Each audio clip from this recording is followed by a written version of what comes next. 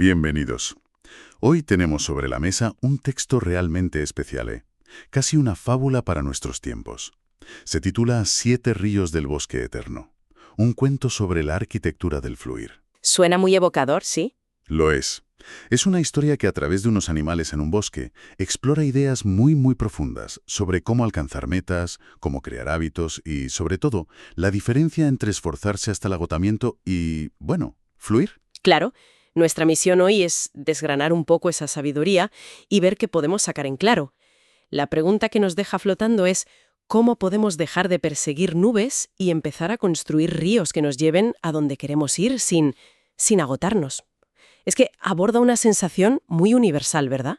La del agotamiento por perseguir metas lejanas, esos sueños en las nubes, como los llama el texto. Totalmente. Y lo que me parece fascinante es que su propuesta no es más disciplina o más fuerza de voluntad, que es lo que solemos escuchar siempre. Lo típico, sí.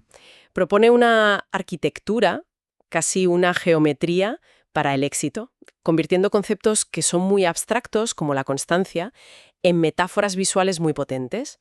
Ríos, formas geométricas. Es un enfoque muy distinto. Totalmente. Y como en las buenas fábulas, todo empieza con un problema muy visual. Nos sitúa en el bosque eterno, donde todos los animales corrían sin parar, persiguiendo sueños brillantes que veían en las nubes, pero siempre acababan exhaustos, y en el mismo sitio. Es una imagen potentísima de la frustración. Mucho, lo es. Es la metáfora de la rueda de hámster. Mucho esfuerzo, mucho movimiento, pero ningún avance real.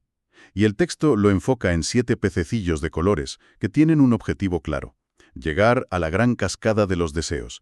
El problema es que intentan hacerlo nadando directamente contra la corriente. Y claro, Fracasan, una y otra vez. Y desesperados acuden al sabio del cuento, el guardián, un triceratops anciano que vive en la montaña de los cristales, con 3 cuernos que, por cierto, simbolizan la verdad, la belleza y la bondad. Y es él quien les da la frase que lo cambia todo, el pilar de la historia. Les dice: los que persiguen las nubes se cansan pronto, pero los que construyen ríos fluyen para siempre. Ahí está el cambio de paradigma. No se trata de intentar con más fuerza, sino de cambiar el terreno de juego. Perseguir nubes es depender de la motivación, de la fuerza de voluntad. Recursos que se agotan. Claro, son finitos y muy volátiles. Construir ríos, en cambio, es crear sistemas, procesos, hábitos. Es diseñar un entorno que te empuje suavemente en la dirección correcta, de modo que fluir se convierta en la opción más fácil. El guardián lo llama la arquitectura del fluir. Vale, hablemos de esa arquitectura porque aquí es donde la fábula se pone realmente interesante. El guardián les revela un gran secreto, que combina 3 formas geométricas para crear lo que llama el flujo eterno. Sí, la fórmula es triángulo, que es la dirección, más círculo, que es el ciclo, más cuadrado, que es la estructura. Y eso es igual al flujo eterno. A primera vista suena, un poco esotérico, ¿no? ¿Cómo se aplica esto? Sí, podría parecer abstracto, pero es la base de un mapa muy práctico que les da a continuación. El mapa de los 4 niveles del flujo. Y aquí es donde la geometría cobra todo el sentido. A ver, en nivel 1 es la raíz, que se corresponde con el triángulo, la dirección. Y este es para mí el cambio más fundamental que propone el texto. Te obliga a cambiar la pregunta. ¿En qué sentido? Pues que la pregunta ya no es ¿qué quiero lograr?, sino ¿en qué tipo de persona me quiero convertir? O sea, en el caso de los peces, no es quiero llegar a la cascada, sino más bien quiero ser el tipo de pez que nada un poco cada día, con constancia. Es un cambio del tener al ser. Ese es el punto clave. Exacto. Porque cuando te enfocas en la identidad, las acciones se derivan de forma natural. No haces algo para obtener un resultado. Lo haces porque, es lo que alguien como tú haces. Claro. Y esto nos lleva directamente al nivel 2, el cauce, que es la rutina. El texto usa la analogía de construir canales gota a gota. No se trata de un esfuerzo titánico, sino de la repetición constante de acciones minúsculas. Como un pájaro que construye su nido ramita a ramita. Justo esa es la analogía que usa. Esos son tus hábitos diarios. Entendido. Después de la raíz y el cauce llega el nivel 3, el ritmo, que representa la constancia. Pero, ¿en qué se diferencia esto de la simple disciplina? Todos sabemos que hay que ser constantes. Es una buena pregunta. La diferencia es sutil pero crucial. La disciplina tradicional depende de tu fuerza de voluntad en un momento dado. De cómo te sientas ese día. Eso es, el ritmo del que habla el cuento es el resultado de la estructura que ya has creado. Una vez que el cauce del río está excavado, el nivel 2, el agua fluye por él casi sin esfuerzo. El sistema te sostiene incluso cuando la motivación falla. Ah, claro. La constancia deja de ser una lucha diaria y se convierte en una consecuencia de tu diseño previo. Claro, el trabajo duro ya lo hiciste al construir el cauce. Ahora solo tienes que dejarte llevar por él. Y eso nos lleva al último nivel, el nivel 4, el fruto, la transformación. Exacto. Es la culminación del proceso. El texto lo describe como convertirse en un pez río. Pez río, me gusta. Es ese punto en el que el hábito está tan integrado en tu identidad que ya no hay fricción. No piensas, tengo que nadar. Simplemente nadas. Es tu segunda naturaleza. Y lo más revelador es que el texto dice que en este punto, el nadar mismo se volvió hermoso. El placer se ha trasladado del resultado al proceso. Totalmente. El placer está en el proceso en sí. Es una hoja de ruta increíblemente clara. Y para hacerla aún más tangible, el guardián les da a los peces una lista de 7 ríos específicos a construir. Y tienen nombres muy poéticos, ¿eh? Río del despertar, río de la meta pequeña, del ritmo, de la pausa, de la repetición. Sí. También el río del cierre y el del descanso. Pero les plantea un acertijo. 5 de ellos deben cooperar en una danza. ¿Por qué una danza? ¿Por qué no es suficiente con tener 7 buenos hábitos y ya está? Porque los hábitos aislados son frágiles. La danza es una metáfora brillante de lo que en psicología se conoce como encadenamiento de hábitos o habit stacking. Ah, vale. La idea es que un hábito no debe vivir solo, sino que debe actuar como detonante del siguiente. El primer pensamiento al despertar, el río del despertar, te lleva a una acción sencilla, la meta pequeña, que a su vez te mete en un ritmo. Y así sucesivamente. Momento de duda, de decisión. Reduces la fricción al mínimo. Es lo que convierte una serie de tareas en un flujo automático y sostenible. Entiendo. Es como un efecto dominó que pones en marcha por la mañana. Pero claro, tener el plan perfecto sobre el papel es una cosa y llevarlo a la práctica. Es otra muy distinta, sí. Y la historia lo refleja perfectamente.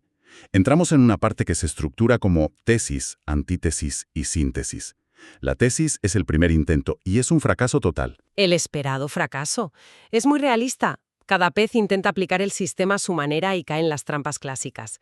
Uno quiere ser perfecto desde el día 1 y se quema. Me suena. Otro intenta hacerlo todo a la vez y se colapsa. Otro se queda paralizado por el miedo a no hacerlo bien. Y todos llegan a la misma conclusión errónea, que es la que todos hemos pensado alguna vez. Esto no es para mí, quizás no soy lo suficientemente fuerte. Culpamos a la persona en lugar de al método. Exacto. Es el error fundamental de atribución. Creemos que el fallo está en nuestro carácter, en nuestra falta de voluntad, cuando casi siempre está en nuestra estrategia. No hemos construido un buen río. Y aquí es donde la historia da un giro que me pareció fascinante y muy poco intuitivo. La antítesis. Ante el fracaso de los peces, el guardián no les dice que se esfuercen más. Hace algo rarísimo. Hace que los ríos fluyan al revés. ¿Qué sentido tiene eso? A primera vista, ninguno. Suena locura, pero es una herramienta de diagnóstico potentísima. Les da el segundo gran secreto. Cada noche, antes de dormir, deben revisar su día en orden inverso. Del final al principio. Del final al principio. No es para cambiar el pasado, es para entenderlo sin el velo de la narrativa que nos contamos. Espera, explícame eso un poco mejor. ¿Cómo funciona? Pues a ver, cuando piensas en tu día, de la mañana a la noche, lo haces siguiendo una lógica causal. Hice esto porque pasó aquello. Justificas tus decisiones. Claro, te cuentas una historia. Pero si lo haces al revés, desde la última acción hasta la primera, esa cadena lógica se rompe. De repente ves las cosas como eventos aislados. Ves con una claridad brutal el momento exacto en que te desviaste del cauce, la pequeña distracción que te sacó del flujo. El bucle en el que caíste. Sin darte cuenta. Hay una cita del guardián que es demoledora. Ver tu día al revés es como ver tu reflejo en el agua. Solo así descubres quién eres realmente cuando nadie te mira. Es un ejercicio de honestidad radical. ¡Wow!